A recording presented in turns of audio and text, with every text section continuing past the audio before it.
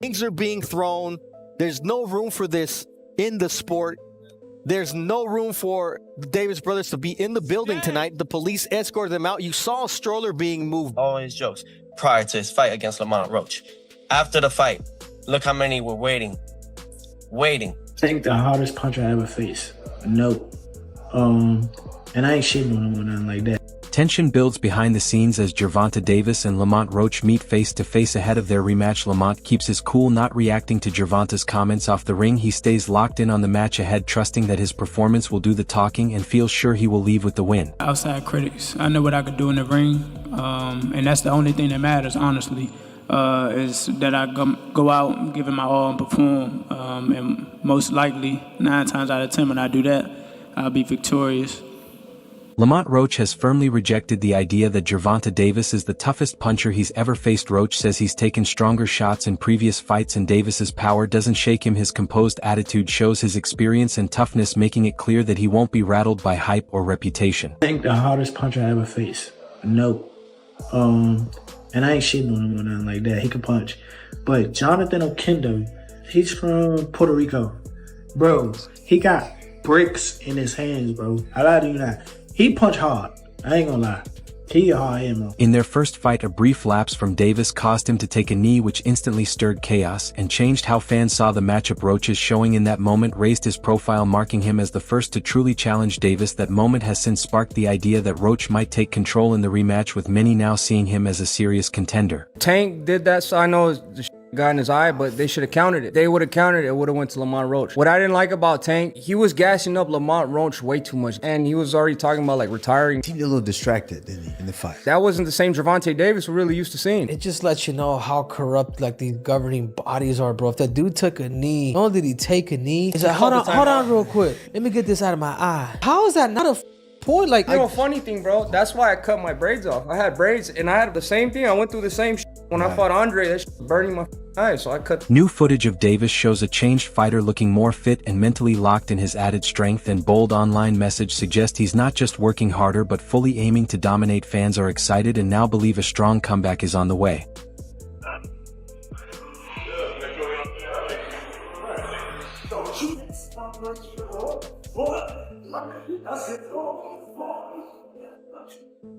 Roy Jones Jr. spoke highly of Davis's explosive style, pointing out how he combines power and skill to break down opponents. While he admitted the fight could go either way, Jones believes Davis's control in the ring will be the difference and expects Tank to take charge once more.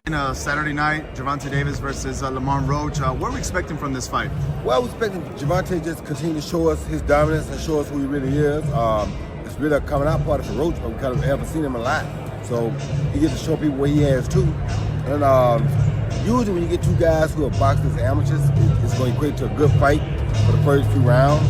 But then when the pro rounds take over, we'll find out, has Roach adjusted to being a pro yet, or is Tank too superior now as a pro? And that's where the difference will come in at. You got a good back foot game like that, and you understand boxing like he understands it, he's going to make it rough for anybody. But Tank is a different animal too.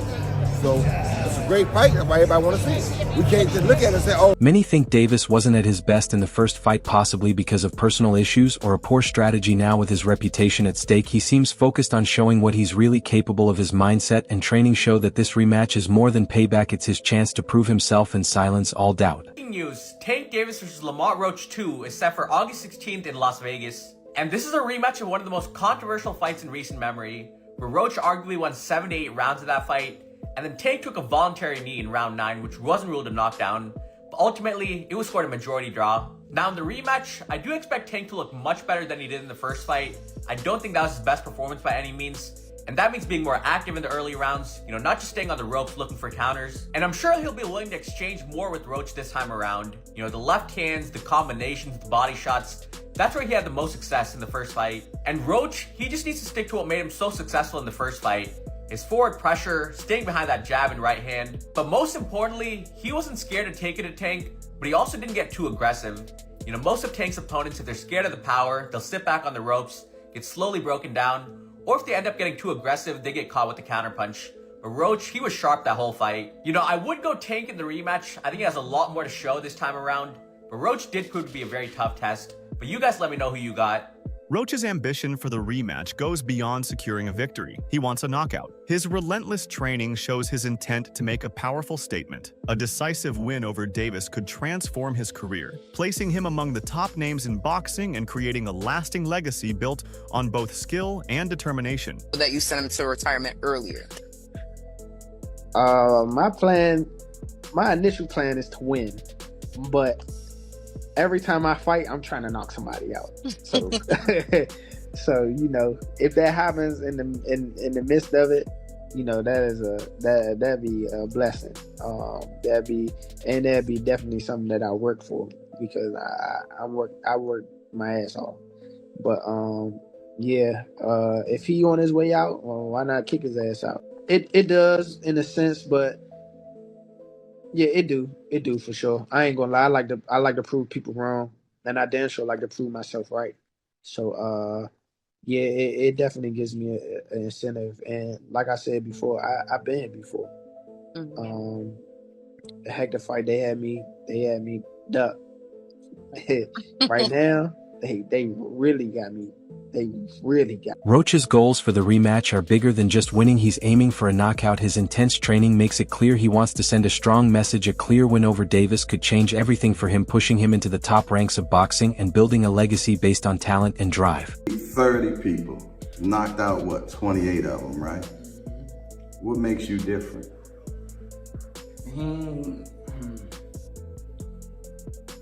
He probably can't answer that question. he probably can't answer that question. But it's the skill, the will. I got the whole package, man. I ain't gonna lie to you. I'm not sitting there waiting to get hit by nobody, especially somebody that's supposed to be a power puncher. That's evidently a power puncher. Greg Hackett pointed out that both fighters have just as much on the line. He sees no clear favorite and says the result will come down to perfect execution for Davis. Especially Hackett stressed the need to stay sharp and focused throughout the fight with no space for mistakes. Rumors of what's going on in Tank's camp and, you know, training with this person, training with that person. Yeah. Who has the edge heading into the rematch? Neither one of them. Lamont, you know what? I'm lying. 55-45, Lamont. Why? Lamont got the edge because he already did the unexpected. He was supposed to get knocked out coming up from 130. And not only did he not get knocked out, he performed and possibly won the fight. That's what some people believe. I thought it was a very close fight. I think, but after you asked me that question, I'm thinking about it. Yeah, I think Lamont do have a slight edge just because he did what he wasn't supposed to do.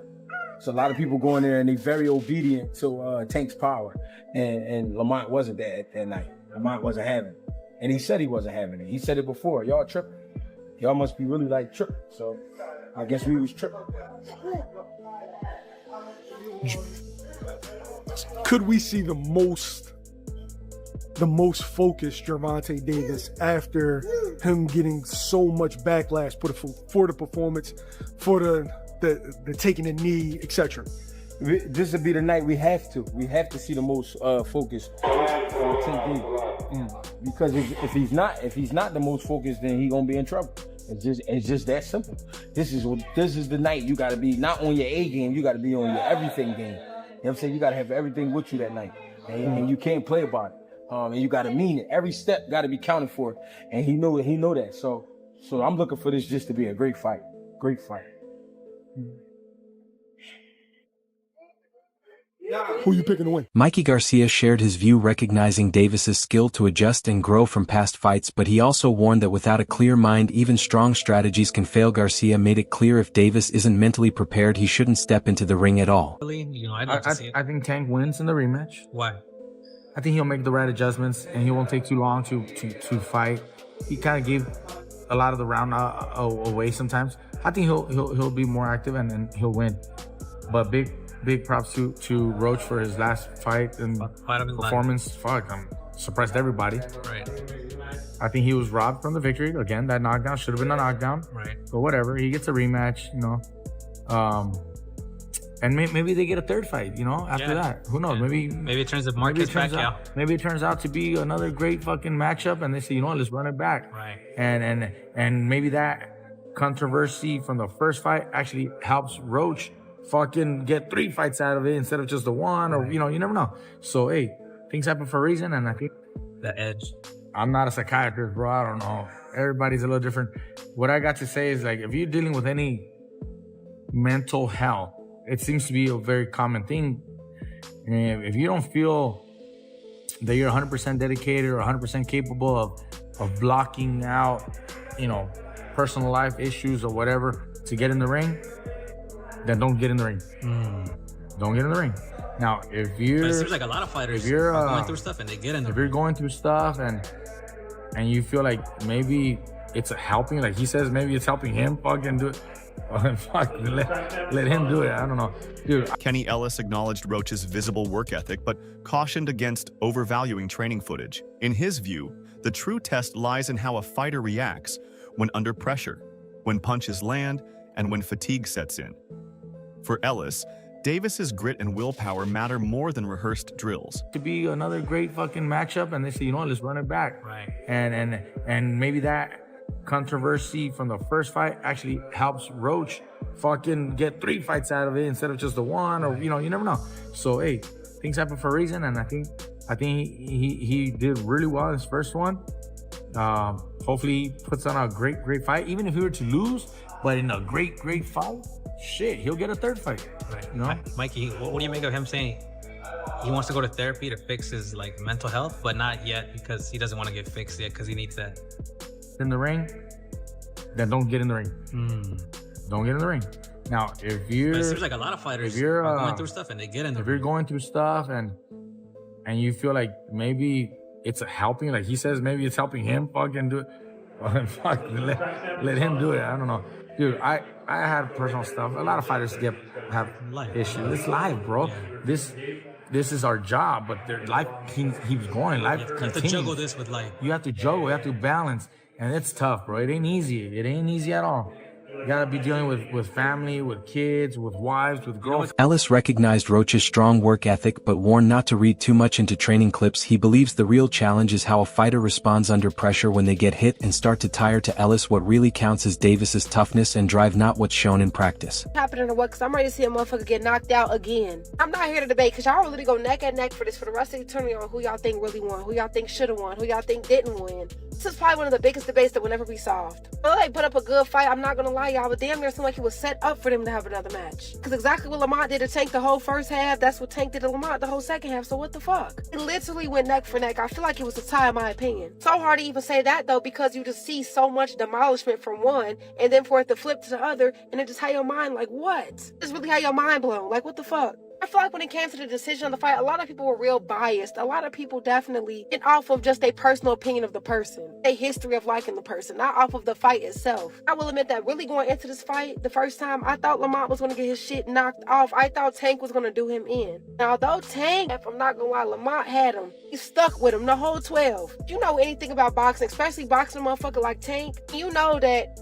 to flex the last 12 rounds just as much as it is to beat a motherfucker. The fact that Lamont lasted 12 rounds with him was really getting up, I'm not gonna lie, stinging shit, all 12. It showed that this next match gonna really show who the fucking winner was. I do gotta say, Tank probably gonna come ready for him, but the fact that Lamont came ready for him, as ready for him as he did last match, I ain't gonna lie, I'm scared for both of them. This should be bigger than the Super Bowl, I'm not gonna lie. They say it's supposed to be happening in the summer, which would be a really good way to kick off the summer. And I know these two got a vengeance out for each other. Regardless of growing up together and fighting together, I'm not gonna lie, y'all. The way that fight went down, I'm not gonna lie, I really feel like this is gonna be history. Like, I can't wait to... A second loss could seriously hurt Gervonta Davis's career and image. While one defeat can be seen as a bad night, losing again in a big rematch might lead to real questions about his spot among boxing's top names. Fans and analysts could start doubting if he truly belongs at the highest level. His reputation, pride, and future chances all depend on this fight for Davis. It's not just about bouncing back, it's about protecting his legacy. He needs a strong win to shut down the critics and show he's still one of the best. What do you see?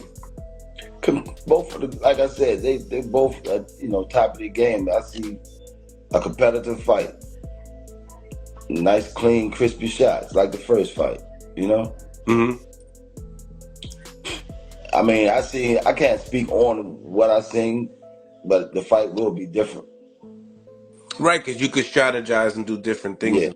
Yeah, it'll be different. Rolly Romero defended Davis, saying that even the greats have bad nights. He believes one rough performance shouldn't erase everything Davis has accomplished. To Romero, Davis is still one of the biggest and most dangerous names in boxing. People want to discredit Tank. He's still a pound-for-pound fighter. Yeah. What do you think about that fight that happened? You thought it was just an off night, or? Everybody has an off night. Everybody has an off night.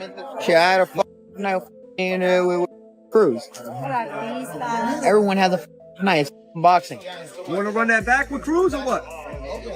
Maybe down the line.